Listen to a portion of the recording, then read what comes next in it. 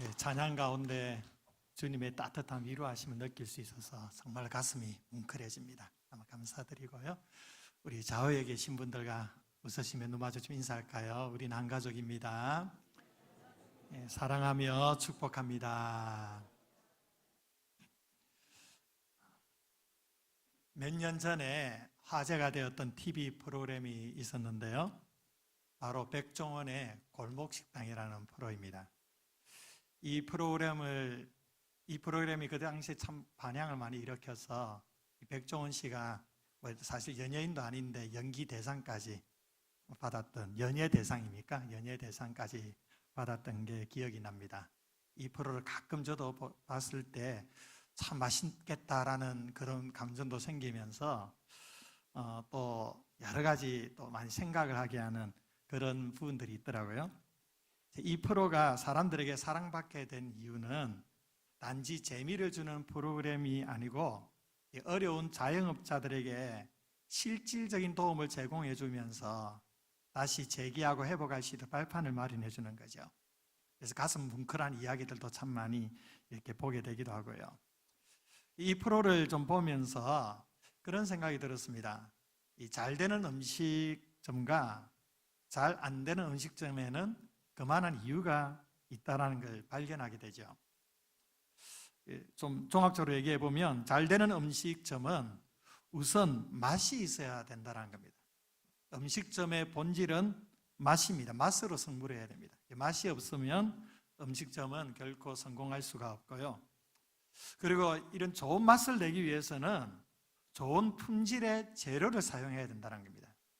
저질, 좀 품질이 좋지 않은 걸로는 결코 좋은 맛을 낼 수가 없는 겁니다.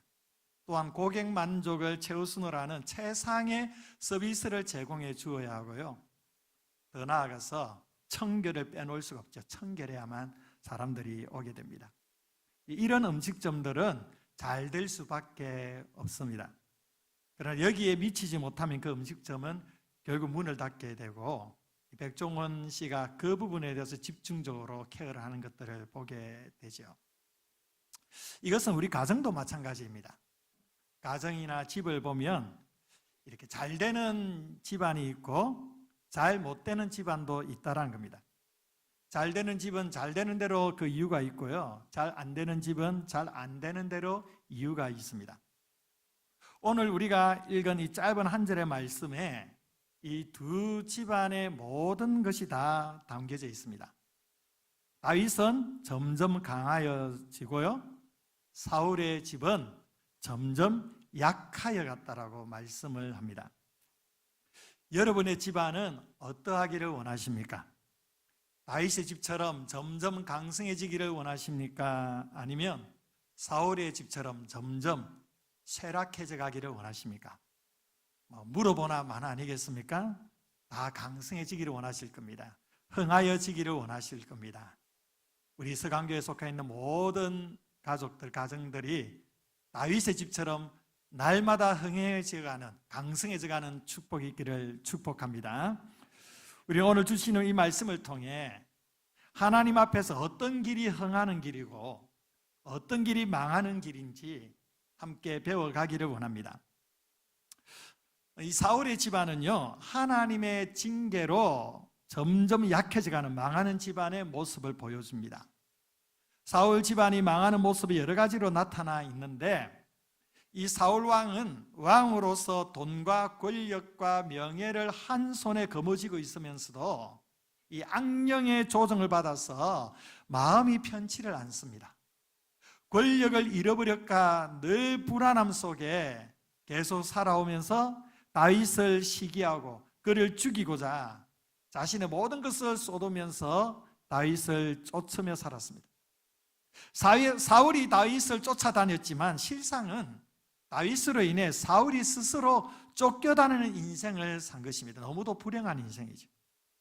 이 사울왕은 결국 블레셋과의 전투에서 참혹한 최후를 맞이하게 됩니다. 이 왕의 시신이 벳산 성벽에 못 박히는 치욕을 당한 것이죠. 사울왕이 전사한 이후에 사울의 아들 이스보셋이 왕이 되지만 이 사울왕과는 점점 기울어 가다가 마침내 사라져 버립니다. 한편 다윗의 집안은 어땠을까요?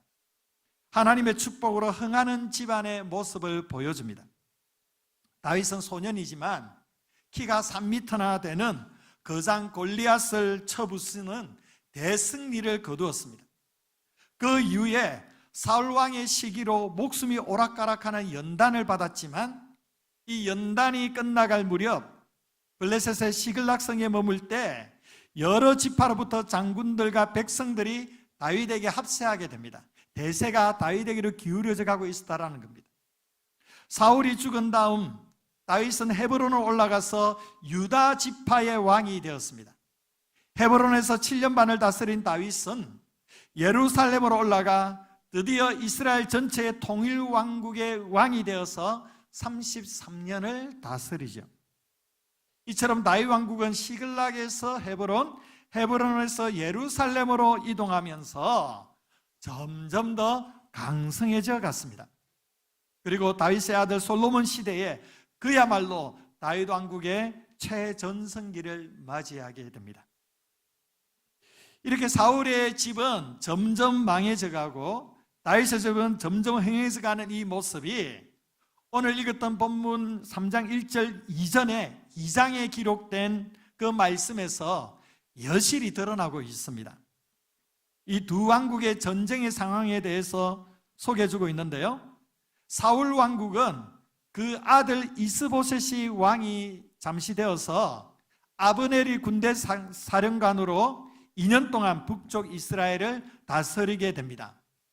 한편 다윗은 헤브론에서 요압을 군 사령관으로 삼아 남쪽 유다 족속을 7년 반 다스립니다. 이 2장에 보면 사울 왕국의 군 사령관 아브넬과 다윗 왕국의 군 사령관 요압이 각각 이끄는 군대가 이 기브온이라는 곳에서 전투를 하게 됩니다. 사울 왕국의 아브넬 군대와 다윗 왕국의 요압 군대가 이 기브온에서 서로 대치 상태에 있을 때에 이 아브넬이 먼저 군인들로 겨루게 하자고 제의를 합니다. 여기에 겨루다라는 원어적인 뜻은 장난하다, 희롱하다 이런 뜻입니다. 그냥 재미삼아서 군인들로 하여금 싸움을 붙여보는 겁니다. 12명씩에서 재미삼아, 장난삼아 싸움을 붙였다는 거예요. 대치 상태에서 이 사울 왕국의 아브넬이 이런 제의를 해올 때에 다윗 왕국의 요압이 거절을 하게 되면 어떻게 되겠습니까? 군사들의 사기가 꺾여지게 됩니다. 뭔가 약하기 때문에 뒤로 물러서는 거 아니냐, 그런 오해를 살 수가 있습니다. 그래서 한쪽에서 제의를 하면은, 도발을 하면 또 상대편에서는 응하지 않을 수가 없는 겁니다. 그래서 요압이 응하게 되죠. 이렇게 장난으로 시작된 전투가 과열이 돼가지고 하나의 큰 전쟁이 됩니다. 여기에 다윗 왕국의 요압 군대는 20명이 죽고요, 사울 왕국의 아브넬 군대는 무려 360명이 죽게 됩니다. 여기서 망하는 집과 흥하는 집안의 모습이 드러납니다. 망하는 집이 360명이 죽는 동안 흥황하는 집은 20명밖에 죽지 않았습니다. 망하는 집은 무너지고 흩어지는 모습을 보이지만 흥하는 집은 세워지고 모여드는 모습을 보여주고 있습니다. 사울 왕국과 다윗 왕국이 전쟁을 할 때 그 발단이 하찮은 장난이었어요. 그래서 2장 27절에 가보면 다윗 군대의 사령관이 요압이 이 아브넬에게 이런 얘기를 합니다. 네가 말을 하지 않았다면 이런 전투가 일어나지 않았을 것이다 라고 얘기를 합니다. 네가 말을 하지 않았다면 이런 일이 없을 것이다. 우리 개혁 개정 성경에서는 그냥 말을 하지 않았다라고 표현하는데, 이전에 개혁 한글 성경에는 좀 어려운 표현이 나옵니다. 헌단의 말이라는 표현을 합니다. 헌단의 말. 이 헌단의 말이라는 게 어떤 거냐면 서로 틈이 벌어지게 하는 말이라는 겁니다. 갈등을 일으키는 말이라는 겁니다. 아브넬이 장난하듯이 이 젊은 군인들을 겨루자고 한 것이 바로 서로 틈을 벌어지게 만든 말이라는 겁니다. 이러한 말만 없었어도 전쟁을 하지 않을 수가 있었다는 거예요. 여기서 우리는 망하는 집이 가지고 있는 삶의 태도를 볼 수가 있습니다. 사울 왕가의 군대 장관인 아브넬은 이 병사들의 목숨을 한낱 장난처럼 여겼습니다. 언제든 사용하고 죽으면 그만인 겁니다. 하나의 물건이고 도구였습니다. 이렇게 생명에 대해서 함부로 장난치듯이 말할 수 있다는 것이 얼마나 그 생명을 가볍게 여기고 있는지를 보여주는 겁니다. 이 일로 인해서 자국의 군대 360명을 사지로 내몰게 되죠. 이것이 사울 왕가의 전체적인 정서입니다. 사울도 이렇게 살았거든요. 지난주에 말에 대해서 우리가 말씀을 나누었지만 말은 그 사람의 인격입니다. 그리고 말은 그 사람의 삶과 인생이 다 녹아져 있는 거예요. 망하는 집은 생명을 도구화합니다. 즉 사람을 사랑하기보다는 이용하는 것입니다. 그리고 함부로 말을 하는 거예요. 그것도 상대를 죽이는 말을 하는 겁니다. 급기야 그 말은 자기 자신까지 죽이는 것이죠. 흥하는 집에 속한 사람들은 말을 해도 흥하게 하는 말을 합니다. 사람을 살리는 말을 하는 것입니다. 생명을 결코 가벼이 여기지 않고 존중합니다. 바로 이러한 삶의 태도에서 우리는 흥하는 집과 망하는 집, 흥하는 사람과 망하는 사람을 볼 수가 있는 것입니다. 여러분, 흥하는 삶이 되기 위해서는 우리의 말을 바꾸셔야 합니다. 죽이는 말이 아니고 살리는 말을 하셔야만 합니다. 그리고 생명을 귀하게 여겨야 됩니다. 사람을 나의 이익을 위해 이용하는 것이 아니고 그 사람을 진정으로 위하고 진정으로 섬기는 삶을 살아야 됩니다. 이것이 흥하는 인생이고 이러한 흥하는 인생을 통해 흥하는 집이 세워지게 되는 것입니다. 이렇게 2장에서 사울 집은 망해가고 다윗의 집은 흥해가는 현상을 여실히 우리에게 보여주고 있는데, 그러면 더 구체적으로 왜 사울의 집은 이렇게 망하게 되었고 왜 다윗의 집은 흥하게 되었을까요? 우리는 세 가지로 유추해 볼 수 있는데, 우선적으로 말씀의 유무에서 나옵니다. 성경은 사울 왕국이 왜 망하게 되었는지 그 이유를 분명하게 제시해 주는데요, 사울이 다스릴 때에 아말렉과의 전쟁에서 크게 승리를 하게 됩니다. 그때 하나님께서 그 아말렉에 있는 모든 것들을 다 진멸하라고 했습니다. 다 죽여 없애라고 했습니다. 가축까지 다 죽여 없애라고 했습니다. 그런데 사울은 하나님의 말씀을 어기고 그 중에 양과 소 중에 좋은 것, 양과 소 중에 좋은 것을 남겨둡니다. 아깝다는 거죠. 이때 사무엘 선지자는 사무엘상 15장 23절에서 이렇게 선포를 했습니다. 왕이 여호와의 말씀을 버렸으므로 여호와께서도 왕을 버려 왕이 되지 못하게 하셨나이다. 사울 집안이 망한 궁극적인 이유가 뭐라고 기록합니까? 사울이 하나님을 무시했고 하나님의 말씀을 버렸기 때문이라는 겁니다. 반면에 다윗 집은 흥하게 되었습니다. 그 흥하게 된 이유가 바로 하나님이 이 다윗 집안과 함께 하셨기 때문이에요. 역대상 11장 9절에 이런 말씀이 있습니다. 만군의 여호와께서 함께 계시니 다윗이 점점 강성하여 가니라. 다윗이 점점 강성해 가는 이유가 무엇입니까? 여호와께서 함께 계셨다는 겁니다. 왜 하나님께서 다윗과 함께 계셨을까요? 바로 다윗은 하나님을 중심에 모시기를 기뻐했기 때문입니다. 다윗이 하나님을 중심에 모시고 하나님의 말씀대로 살려고 애썼던 모습이 여러 시편에 나와 있습니다. 그 중에 특별히 시편 1편과 119편을 보면 다윗이 하나님의 말씀을 얼마나 중시했던지 금방 알아볼 수가 있습니다. 시편 1편 1절에서 2절에 이렇게 기록하죠. 우리 함께 읽습니다. 시작. 복 있는 사람은 악인들의 꾀를 따르지 아니하며 죄인들의 길에 서지 아니하며 오만한 자들의 자리에 앉지 아니하고 오직 여호와의 율법을 즐거워하여 그의 율법을 주야로 묵상하는도다. 아멘. 다윗은 여호와의 율법을 즐거워했는데 어떻게 즐거워했느냐? 오직 여호와의 율법을 즐거워했다 했습니다. 여호와의 율법만을 즐거워했다는 거예요. 그 율법이 너무도 즐거워서 주야로 밤낮으로 말씀을 묵상하며 살았습니다. 다윗은 말씀의 사람이었습니다. 하나님을 사랑했기 때문에 말씀을 사랑했습니다. 여러분, 하나님을 사랑하는 사람은 말씀을 사랑하는 거예요. 시편 119편은요 성경 전체에서 가장 긴 장입니다. 무려 176절이나 구성이 되어 있습니다. 어떤 식으로 구성이 되어 있느냐 하면 히브리어 알파벳이 22개입니다. 그 알파벳으로 시작되는 구절을 8개로 구성을 해가지고 다 곱해보면 총 176절이 나오는 거예요. 하나님의 말씀을 176절로 아주 논리적으로 구성해서 예찬을 한 거예요. 노래를 한 것입니다. 그 말씀을 높여드린 것입니다. 얼마나 말씀을 사랑했으면 176절이나 동원해서 그 말씀에 대해 노래를 했겠습니까?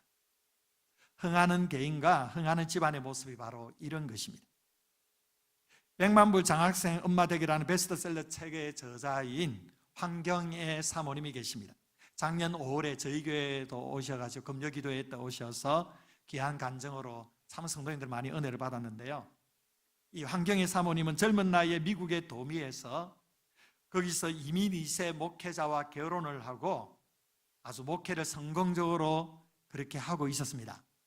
그런데 남편 목사님이 국제 사기단에 걸려서 교회와 가정의 전 재산을 다 날려버립니다. 그리고 이 일에 대해서 도저히 감당할 수가 없어가지고 그 남편 목사님이 가족 몰래 집을 떠나버린 거예요. 졸지에 황경희 사모님은 생가보가 되어버린 것이죠. 그래서 8살, 10살, 12살 그 당시에 세 아이들을 데리고 막막한 현실 가운데 살아가야 되는 겁니다. 사람들과 교인들은 외면해버립니다. 너무 서럽고 외로운 삶을 살아가게 되고요. 그 모든 것이 무너진 상황에서 어머니가 말씀으로 건면해 주셨는데 그 말씀이 항상 기뻐하라, 쉬지 말고 기도하라, 범사에 감사하라는 말씀이었습니다. 사모님은 이 말씀을 붙들고 다시금 새벽 제단을 쌓기 시작했고 그 새벽 제단을 통해서 제일 먼저 자신의 영혼이 살아나는 놀라운 은혜를 맛보게 됩니다. 계속 말씀 붙들고 기도하니까 영혼이 살아나게 되더라는 거죠. 영혼이 살아나니까 육체도 힘을 얻습니다. 삶의 활력이 생겨집니다. 사모님은 힘든 육체 노동과 함께 눈물로 기도하면서 일남 이녀의 자녀들을 믿음으로 길러냅니다. 그리고 세 자녀 모두가 다 미국 보스턴 대학교와 하버드 대학교를 졸업하게 되는데 이 세 자녀가 받은 이 미국 정부와 빌 게이츠 재단과 대학 등에서 그 받은 장학금이 무려 우리 돈으로 25억이 넘는다고 합니다. 엄청나죠? 하나님의 말씀을 통해서 영혼이 살면 거기서부터 모든 것이 흥하기 시작한다는 것을 확실하게 보여주는 간증이 아니겠습니까? 흥하는 길과 망하는 길의 갈림길은 바로 하나님과 하나님의 말씀에 대한 태도에 있습니다. 하나님을 무시하고 하나님의 말씀을 버리면 제일 먼저 내 영혼이 약해지고 죽는 거예요. 내 영혼이 약해지고 죽으면 삶 전체가 약해지고 죽는 것입니다.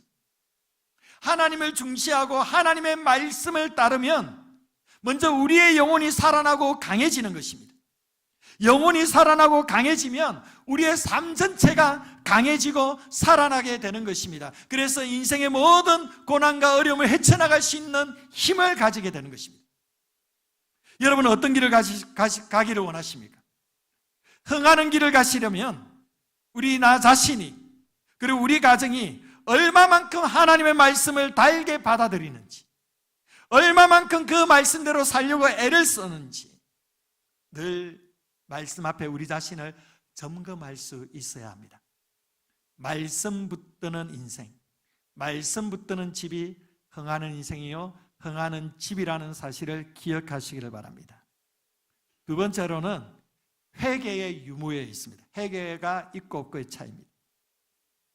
여러분, 다윗이라고 해서 완전했을까요? 그렇지 않습니다. 다윗도 잘못한 일이 많습니다. 물론 사울도 말할 것도 없고요. 그런데 왜 다윗은 흥하였고 사울은 왜 망했을까요?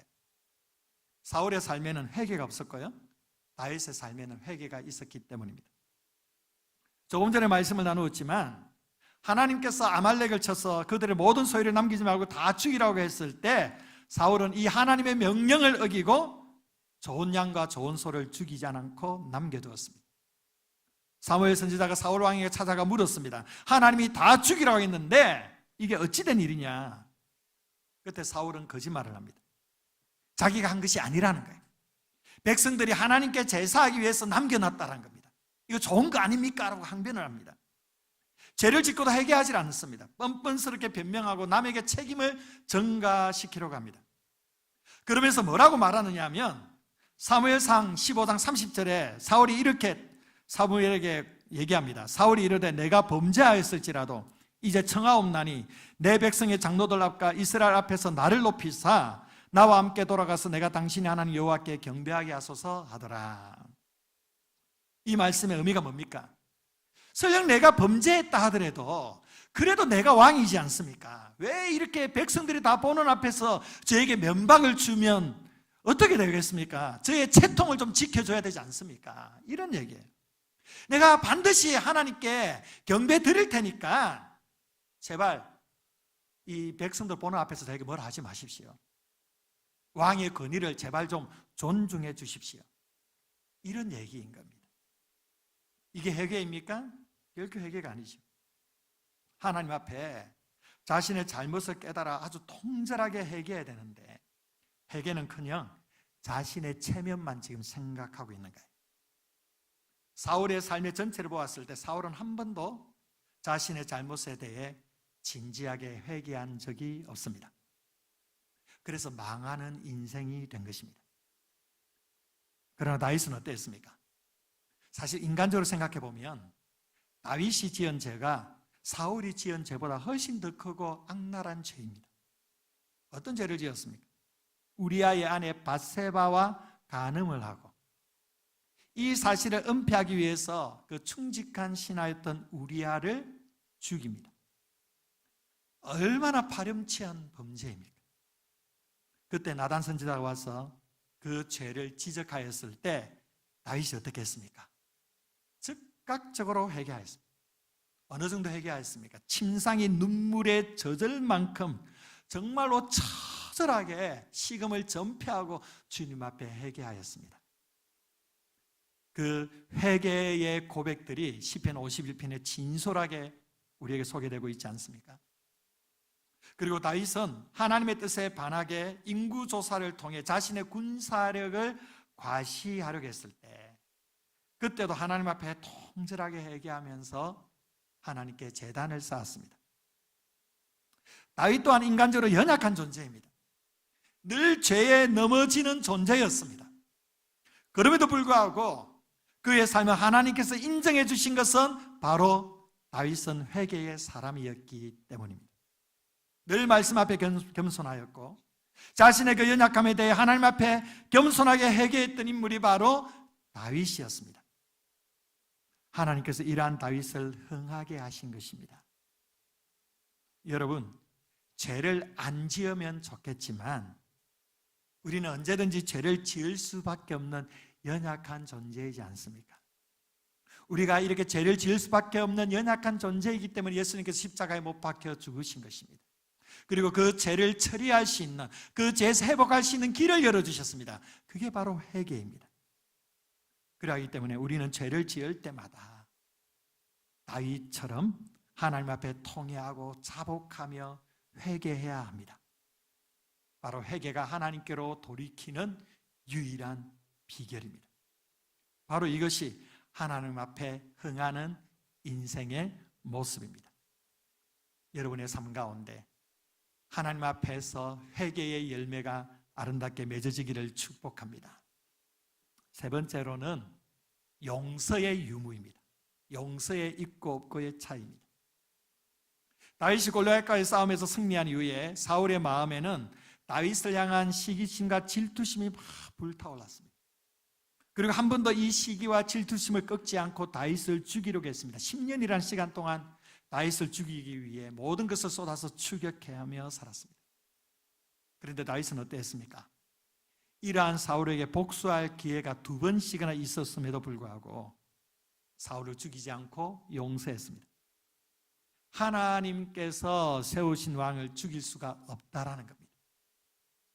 또한 사무엘하 16장에 보면 다윗의 아들 압살롬이 반란을 일으켜서 다윗이 궁에서 나와 쫓겨나 도망갔을 때에 사울과 동일한 베냐민 지파 사람 시므이라는 사람이 언덕 위에 서서 다윗을 향해 돌을 막 던지면서 막 조롱하고 저주를 합니다. 이 장면을 목격한 옆에 장수가 당장 가서 저놈의 목을 베어오겠다고 얘기했을 때 다윗이 이렇게 얘기합니다. 제발 그러지 마라. 하나님께서 저 사람을 통하여 나에게 말씀하신다면 내가 저 말도 들어야 되지 않겠느냐. 그냥 두라고 했습니다. 얼마 후 압살롬의 반역이 평정이 되어서 다윗이 다시 왕궁으로 돌아오는 길에 이 시므이가 길가에 엎드려서 다윗에게 싹싹 빌면서 용서를 구합니다. 여러분 같으면 어떻게 하시겠습니까? 처음에는 도망치는 신세이기 때문에 혹여나 또 하나님이 벌을 주시지 않을까 두려움 때문에 용서할 수도 있을지 몰라도 또 이제는 모든 걸 다 평정하고 다시 돌아가는 길이기 때문에 언제든지 마음이 바뀌어서 네가 그때 나에게 욕을 했지 돌을 던졌지 용서하지 않을 수도 있지 않겠습니까? 얼마든지 그럴 수 있지 않습니까? 그런데 다윗은 넓은 마음으로 시므이를 용서해 줍니다. 사울 왕은 어땠습니까? 자기의 칼날을 피신하여 다니는 다윗을 숨겨주고 그에게 먹을 것을 주었던 제사장들, 그 제사장들뿐만 아니라 그의 가족까지도 다 몰살시키는 복수심으로 불탄 사람이었습니다. 심지어 자기 아들 요나단이 자기의 말대로 하지 않는다고 하여 아들까지 죽이려고 했습니다. 다윗은 사울을 용서했는데 사울은 계속해서 다윗을 죽이려고 합니다. 이렇게 용서의 사람 다윗은 점점 흥해져 갔고 복수심에 찬 사울은 점점 쇠하여 갔습니다. 시기나 복수심, 교만은 다 사탄 마귀로부터 오는 겁니다. 사단의 종도를 하는 사울 왕은 잘 될 리가 없는 거예요. 복을 받을 수가 없는 것입니다. 여러분, 하나님을 섭섭하게 해드리는 사람은 절대로 흥할 수가 없는 것입니다. 예수님께서 우리에게 주기도문을 통해 가르쳐 주시면서 우리가 우리에게 죄전자를 용서해 준 것 같이 우리 죄를 용서해 달라고 기도를 가르쳐 주셨습니다. 또한 70번씩 7번이라도 용서해 줄 것을 말씀하셨습니다. 그리스도인이란 완전한 자가 아닙니다. 그리스도인은 죄인이지만 용서받은 죄인이란 사실을 기억하는 사람입니다. 용서받은 죄인의 삶은 어떤 삶입니까? 바로 용서를 베푸는 삶인 것입니다. 내가 다른 이의 허물을 용서해 줄 때 하나님의 긍휼하심과 은총이 함께하게 될 것입니다. 하나님의 사람의 진면목은 바로 용서에서 드러나는 겁니다. 용서하는 자가 흥하고 용서하지 않고 복수심에 불타오르는 자는 망하게 되는 것입니다. 사랑하는 성도 여러분, 가슴에 적개심을 품고 있는 용서하지 못하는 그런 사람이 있습니까? 여러분, 용서하지 않으면 여러분의 마음이 쇠하여집니다. 여러분의 마음이 병들어지게 됩니다. 여러분, 그리스도의 십자가를 생각하시면서 진정으로 용서를 베푸시기를 바랍니다. 용서를 베풀기 힘들면 그리스도의 은혜를 온전히 구할 수 있기를 원합니다. 용서하시는 은혜를 간절하게 구하시기를 바랍니다. 그리고 적극적으로 용서의 삶을 시도하시기를 바랍니다. 여러분이 용서할 때에 여러분의 마음에 진정한 자유함이 생기게 될 것입니다. 모든 결박들이 예수 이름으로 풀어지는 역사를 체험하게 될 것입니다. 이런 점에서 용서는요, 상대방을 위한 것이 아니라 나를 위한 것입니다. 용서하는 자가 반드시 흥하게 되는 것입니다.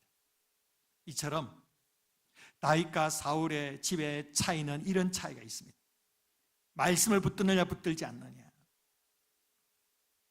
용서를 하느냐 용서하지 않느냐, 바로 이런 차이가 이들 가운데 있는 것입니다. 사랑하는 성도 여러분, 여러분의 삶은 어떠한 삶을 살아가기를 원하십니까? 회개의 열매를 맺어가야만 할 것입니다. 용서의 삶을 살아가야 할 것입니다. 말씀을 붙들며 살아가야 할 것입니다. 바로 이런 삶을 통하여 하나님께서 우리를 흥하게 하시는 것입니다.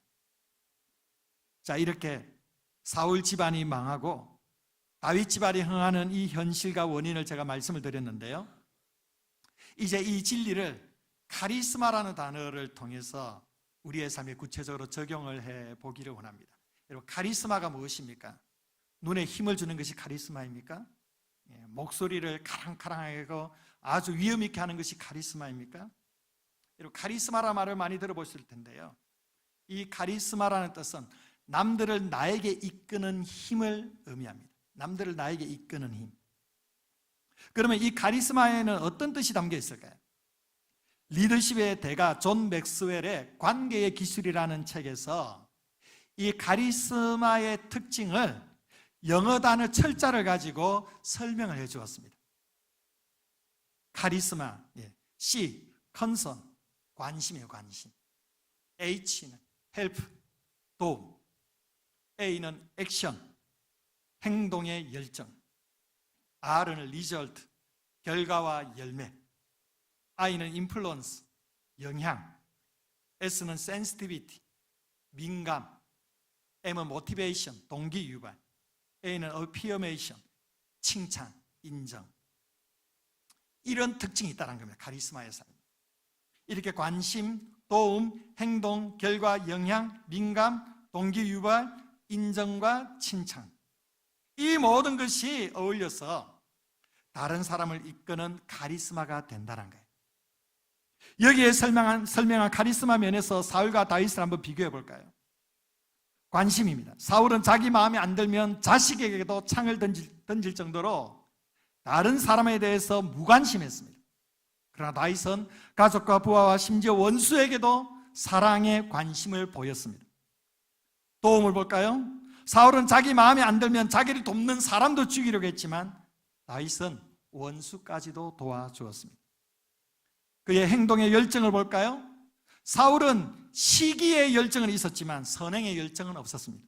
그러나 다윗은 하나님과 민족을 위해 골리앗까지 쳐부수러 나가는 열정이 있었습니다. 결과가 어땠습니까? 사울은 다윗의 승리에 질투가 나서 다윗을 죽이려고 했지만 다윗은 사울 왕과 백성에게 놀라운 승전의 결과를 안겨주었습니다. 그 영향은 어땠습니까? 사울은 자신의 권력을 위해 자기의 이권만을 챙겼지만 다윗은 친구와 원수 모두에게 좋은 영향을 미쳤습니다. 더 나아가 나라를 부강하게 만들어 이스라엘 왕국의 기틀을 다졌습니다. 민감함은 어땠을까요? 사울은 다윗을 죽이려고 할 정도로 남의 고통에 대해서 무감각했습니다. 그러나 다윗은 사울의 옷자락을 베고도 아주 괴로워할 정도로 영적인 민감성을 가지고 있었습니다. 동기유발을 볼까요? 사울은 백성들의 근심거리가 되어서 백성들에게 절망을 안겨주었지만 다윗은 아둘람굴에 모인 고통받는 민초들에게 희망을 불어넣어 주었습니다. 그리고 그 아둘람의 사람들을 통해 다윗 왕국을 이루었습니다. 인정과 칭찬은 어땠습니까? 사울은 남을 인정하기는커녕 잘하는 사람들을 마구잡이로 꺾어내렸습니다. 그러나 다윗은 사울의 시신을 거두어 주었던 길앗 야베스 사람들의 선행에 대해서 칭찬을 해주고 상을 주었습니다. 사랑하는 성도 여러분, 여러분은 어떠하십니까? 흥하는 사람은 남을 배려하고 도와줍니다. 흥하는 사람은 선행의 열정이 있습니다.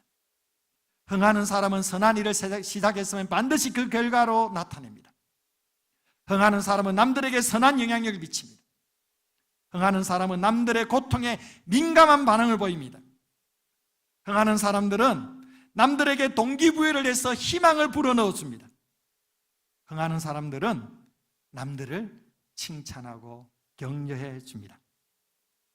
이러한 카리스마의 삶은 바로 다윗처럼 하나님의 말씀을 붙들고 그 말씀 안에서 회개의 열매를 맺으며 용서의 삶을 실천하는 사람들에게 나타나는 것입니다. 여러분의 집이 다윗처럼 흥하는 집이 되기를 원하십니까? 우리 교회가 점점 더 흥해가는 교회가 되기를 원하십니까? 그렇다면 다윗처럼 하나님의 말씀을 붙들고 살아가시기를 바랍니다. 다윗처럼 죄를 지었을 때 늘 하나님 앞에 나와 간절하게 회개하시며 살아가시기를 바랍니다. 다윗처럼 하나님의 용서를 기억하며 늘 다른 사람들에게 용서를 베푸는 삶을 살아가시기를 바랍니다. 그래야만 여러분의 삶 가운데 이 카리스마, 다른 사람들을 영적으로 이끄는 그 힘을 회복하게 될 것입니다. 그리고 여러분의 집안이 점점 더 흥왕하게 되는 놀라운 은혜를 경험하게 될 줄 믿습니다. 이러한 성도들이 모인 교회도 점점 더 흥왕해 가게 되는 것입니다. 오늘 이 말씀을 기억하시면서 여러분의 개인과 여러분의 가정과 우리 교회가 사울처럼 점점 쇠락해져 가는 그러한 모습이 아니라 다윗처럼 점점 강성해져 가고 점점 더 흥해져 가는 복된 은혜가 있기를 주의 이름으로 축원드립니다. 기도하겠습니다. 좋으신 아버지 하나님 감사합니다. 오늘 우리에게 말씀하여 주셔서 사울의 집이 왜 망해져 갔는지, 다윗의 집이 왜 흥해 갔는지 말씀을 통해 깨닫게 하심을 감사드립니다. 우리 개인과 우리의 집안과 우리 교회가 다윗처럼 점점 더 강성해져 가는 귀한 삶이 되도록 우리를 축복하여 주시옵소서. 말씀 붙들며 살아가게 하시고 회개하게 하여 주시고 아버지 하나님 날마다 용서의 삶을 살아가게 하여 주셔서 이러한 삶을 통하여 많은 사람들에게 선한 영향력을 주며 많은 사람들을 옳은 곳으로 이끌어가는 영향력 있는 우리의 가정, 우리 교회가 될 수 있도록 축복하여 주시옵소서. 감사드리며 사랑 많으신 예수님 이름으로 기도합니다. 아멘.